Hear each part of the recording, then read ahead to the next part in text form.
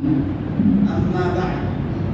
فأعوذ بالله من الشيطان الرجيم بسم الله الرحمن الرحيم وذكر فإن الذكرى تنفع المؤمنين صدق الله مولانا العظيم. محترم اساتذہ کرام اور معزز ساتھیوں، آج 15 اگست سن 2024 بروز جمعرات آزاد ہندوستان نے اپنی عمر کے 78ویں مرحلے کو طے کیا۔ اس موقع پر راجدھانی ہند دہلی میں قومی مارچ ہو رہا ہے، گھر گھر چراغاں ہے۔ آزادی کا پورا دن گل کی تروں کی دھنوں، گل کی ترانوں کی دھنوں اور خوشیوں کی شہنائیوں پر ناچنے میں صرف ہو رہا ہے۔ لیکن یہ خوشیاں منانے والے اکثر وہ لوگ ہیں جنہیں آزادی پھولوں کے گلدستے کی شکل میں ملی ہے، نہ انہیں اپنی بڑوں کی قربانیوں کا احساس ہے اور نہ وہ ان کی عظیم قربانیوں سے واقف ہیں، اور نہ اس بات کا احساس ہے کہ جس مقصد کے تحت قربانی حاصل کی گئی تھی وہ مقصد پوری طرح حاصل ہوا یا نہیں۔ وہ تو ایک رسمی خوشی سے سرشار ہیں جس نے انہیں ان کے ماضی اور مستقبل سے بے خبر کر دیا ہے۔ حالانکہ اقوام ملل کی تاریخ بارہا تجربات کی روشنی میں یہ بتا چکی ہے کہ جو قوم اپنے ماضی سے کٹ جاتی ہے اور اپنے اسلاف کی قربانیوں کو بھلا دیتی ہے، وہ قوم مستقبل میں اپنے درست لائحہ عمل کو ثابت کرنے میں کامیاب نہیں ہو پاتی۔ کامیاب منصوبے ہمیشہ ماضی کی تاریخ کی روشنی میں ہی بنائے جاتے ہیں۔ اگر ماضی کو بھلا دیا جائے یا تاریخ کو مسخ کر دیا جائے تو اخلاقی زوال یہ قوم کا مقدر بن جاتا ہے۔ سامعین احترام، ایک سوال پیدا ہوتا ہے کہ تحریک آزادی کی ابتدا کب سے ہوئی اور اس عظیم جد و جہد کی ضرورت کیوں پیش آئی؟ چنانچہ اس کے جواب میں کہا جاتا ہے کہ سن 1498 میں واسکو ڈی گاما کی قیادت میں پرتگال کے ملاحوں نے پہلی مرتبہ ہندوستان کی سرزمین پر قدم رکھا اور کالی کٹ کے مقام سے اپنی تجارتی سرگرمیوں کا آغاز کیا۔ پرتگالیوں کی دیکھا دیکھی یورپ کے مختلف ممالک حرص و طمع سے مغلوب ہو کر سونے کی چڑیا کہے جانے والے ہندوستان کی طرف متوجہ ہوئی، اور 101 تاجروں نے مل کر اور انگلستان کے 101 تاجروں نے مل کر 30,000 پاؤنڈ کی لاگت سے ایسٹ انڈیا کمپنی کی بنیاد رکھی۔ چنانچہ ایسٹ انڈیا کمپنی کے جہاز سن 1601 میں پہلی مرتبہ ہندوستان روانہ کیے گئے اور بنگال کو انگریزوں نے اپنا مرکز بنایا اور یہیں سے اپنی تجارت کی سرگرمیوں کا آغاز کیا۔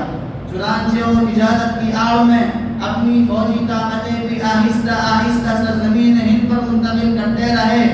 اور اس دوران وہ شاہانہ مغلیہ کے دربار میں جا پہنچے اور تاجروں کے لبادہ اوڑھ کر فرمان امن بھی حاصل کر دیا اور اپنے پاؤں کو آہستہ آہستہ مضبوط کرتے رہے۔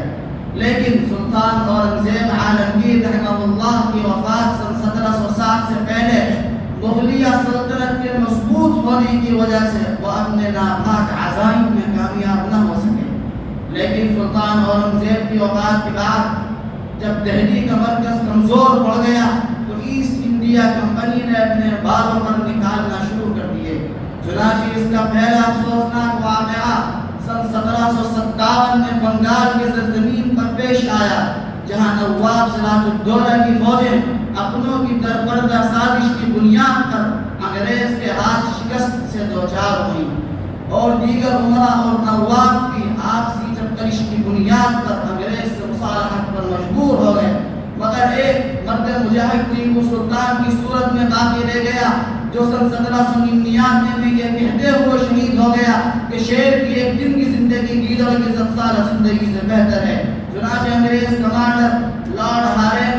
ہارس نے ٹیپو سلطان کی لاش پر کھڑے ہو کر کے یہ اعلان کیا کہ سنو، آج سے ہندوستان ہمارا ہے۔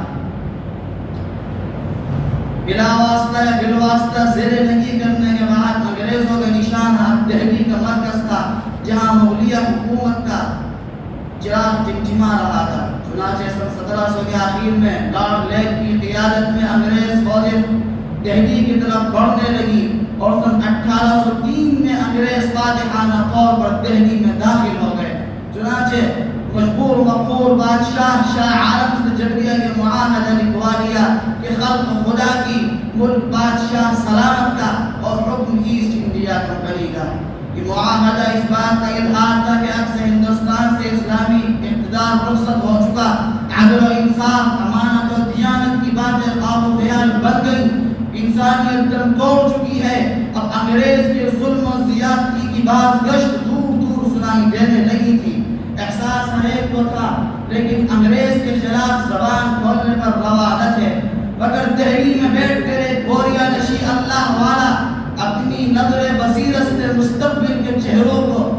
مستقبل کے نقشے کو دیکھ رہا تھا۔ وہ رات مسند الہند حضرت شاہ عبد العزیز محدث دہلوی کی تھی، جنہوں نے ایسے نازک ماحول میں انتہائی جرأت و ہمت اور دینی غیرت کا مظاہرہ کرتے ہوئے تاریخی فتویٰ جاری کر کے ہندوستان کے غلام ہونے کا اعلان کیا اور اس بات کا فتویٰ دیا کہ اس ملک کی آزادی کے لیے ہر مسلمان کا جہاد فرض ہے۔ چنانچہ در حقیقت یہی فتویٰ تحریک آزادی کا نقطہ آغاز بنا۔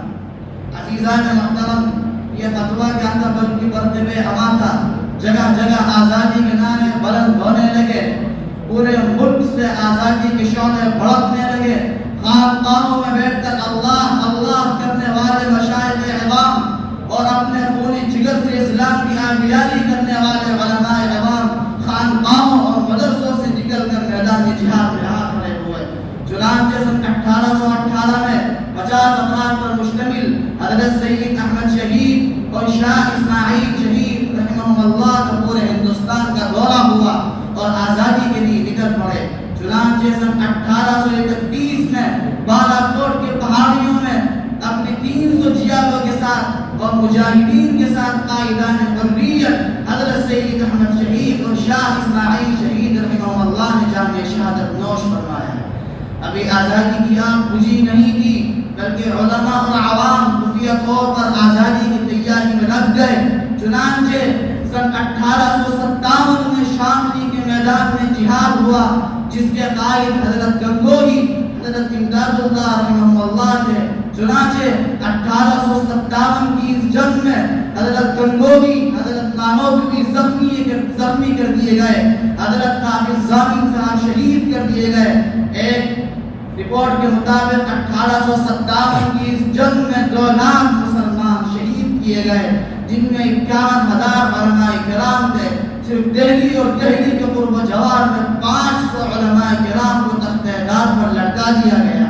اس کے بعد وائس رائے بریطانیہ نے اپنے مشیروں سے رائے طلب کی کہ بتاؤ تم اپنی حکومت کو ہندوستان میں قائم کیسے رکھ سکتے ہو، جس کے جواب میں وقت کے سب سے بڑے سیاستدان ڈاکٹر ولیم یارک نے ایک تاریخی پیغام بھیجا۔ وہ یہ تھا کہ ہندوستان میں سب سے زیادہ بیدار وہ مسلمان ہیں اور اب تک جنگ آزادی میں صرف مسلمانوں نے ہی لڑی ہے۔ جب تک مسلمانوں کے درمیان جذبہ جہاد ہے، ہم ان پر حکومت کرنے میں کامیاب نہیں ہو سکتے۔ چنانچہ سن 1861 میں تقریباً 3 لاکھ قرآنی نسخوں کو جلا دیا گیا اور سن 64 سے لے کر 67 کے درمیان 3 سالوں میں 14,000 علماء کرام کو تختہ دار پر لٹکایا گیا۔ دہلی کے چاندنی چوک سے لاہور تک کوئی درخت ایسا باقی نہیں تھا جس پر کسی عالم یا عالم نما کو پھانسی نہ دی گئی ہو۔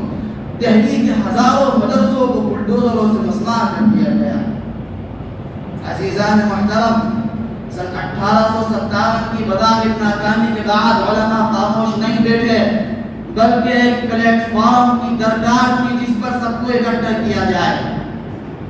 چنانچہ حضرت شیخ الہند مولانا محمود الحسن صاحب دیوبندی رحمہ اللہ نے سن 1919 میں جمعیت العلماء کی بنیاد رکھی۔ حالانکہ حقیقتاً جمعیت العلماء کی بنیاد سن 1803 میں حضرت شاہ صاحب کے فتوے کے بعد بھی پڑ چکی تھی۔ سن 1857 کی ناکامی کے بعد علماء خاموش نہ بیٹھے، بلکہ اپنی نسلوں کی ایمان کی حفاظت کے لیے سن 1866 میں دارالعلوم دیوبند کی بنیاد رکھی، جو ایک مدرسہ نہیں بلکہ ایک تحریک تھی جس نے ملک کے حالات کو بدلنے میں بنیادی کردار ادا کیا اور دشمن کو یہ باور دلا دیا کہ جس طرح ہم ملک کی حفاظت کرنا جانتے ہیں، اسی اسی طرح اپنے نسل و ایمان کی حفاظت کا طریقہ بھی معلوم ہے۔ چنانچہ دارالعلوم کے قیام کے 10 سال بعد جامعہ قاسمیہ کا کی بنیاد رکھی گئی سن 1876 میں۔ چنانچہ یہی وہ ادارہ ہے جس میں وقت ایسا بھی آیا تھا کہ اس کے ذمہ دار سے لے کر چپراسی تک ہر ایک کو جنگ آزادی میں شامل ہونے کی پاداش میں قید و بند کی سزا سے گزرنا پڑا۔ عزیزان محترم، آزادی کو ہوئے تقریباً 78 سال گزر چکے ہیں۔ ملک کی نسل بدل چکی ہے، نئی نسل کے لوگ بابۂ زماں میں اقتدار سنبھال رہے ہیں اور پرانے عمر کے لوگ بابۂ اقتدار ہیں۔ چنانچہ نئی نسل کے لوگوں کی تربیت ان کی اسکولوں میں ہوئی ہے، جہاں پہ نصابی کتاب ایک خاص ذہنیت کے ماتحت بٹھا کر پڑھائی جاتی ہیں، اور ان کتابوں میں جو تاریخی اسباق ہیں وہ انہی کو وہی ان کا منتہی علم ہے، اور جن ناموں کو ان کتابوں میں یاد کیا جاتا ہے وہ انہی کو ملک نجات دہندہ سمجھتے ہیں۔ حالانکہ تاریخ بتاتی ہے کہ حضرت شیخ الہند رحمہ اللہ کے بارے میں ایک انگریز مسٹر یہ کہا کرتا تھا کہ ایک شخص کو مرنے کے بعد اگر ہندو مذہب کے مطابق جلا دیا جائے تو اس کی راکھ کے اندر سے بھی انگریز دشمنی کی بو آئے گی۔ حضرت شیخ الاسلام مولانا مدنی کے بارے میں یہ مشہور ہے کہ آپ فرمایا کرتے تھے کہ انگریز کے خلاف اگر کوئی کتا بھی کھڑا ہو جاتا ہے تو ہم اس کی حمایت کے لیے تیار ہیں، لیکن انگریز کسی بھی صورت میں قابل قبول نہیں ہے۔ ہمیں دوسروں سے افسوس نہیں بلکہ خود ہمارے اسلاف کے ساتھ کیا معاملہ ہے اور ہمارا رشتہ ہماری تاریخ سے کتنا مضبوط ہے، یہ سوال پیدا ہوتا ہے۔ بڑے افسوس کی بات ہے آج مسلم اسکولوں میں بھی آزادی کے نام پر جو پروگرام ہوتے ہیں ان میں وہی تاریخ دہرائی جاتی ہے جو ان 78 سالوں میں ازسر میں ملون کی گئی ہے۔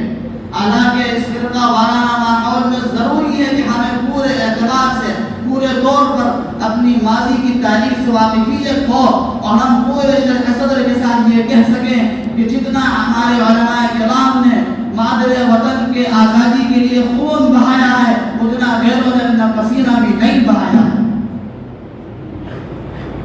اور اس بات کی بھی ضرورت ہے کہ آج کے دور میں تاریخ کا مطالعہ کیا جائے اور یہ کہا جائے کہ جو لوگ ہم سے یہ کہتے ہیں کہ تمہارا اس ملک میں کیا ہے اور تم نے اس ملک کی آزادی کے لیے کیا کیا، تو ہم تاریخی حوالے سے سینہ ٹھوک کر یہ کہہ سکیں کہ ہم ہی اس ملک کا نجات دہندہ ہیں۔ چنانچہ میں ارباب حکومت کو مخاطب بنا کر ایک شعر میں اپنی بات کو ختم کرتا ہوں کہ فقط اتنی گزارش ہے یہ ارباب حکومت سے، فقط اتنی گزارش ہے یہ ارباب حکومت سے، ہمارا حق جو بنتا ہے ہمارا حق مگر دے دو، ہمیں یوں بے وطن پردیسیوں غدار مت سمجھو، ہمیں یوں بے وطن پردیسیوں غدار مت سمجھو، وطن کے ہم بھی ہیں وارث کرایہ دار مت سمجھو، وطن کے خاک کے دروں سے یہ آواز آتی ہے، وطن کے خاک کے دروں سے یہ آواز آتی ہے، وطن کے پاس باہیں ہم ہمیں غدار مت سمجھو۔ وآخر دعوانا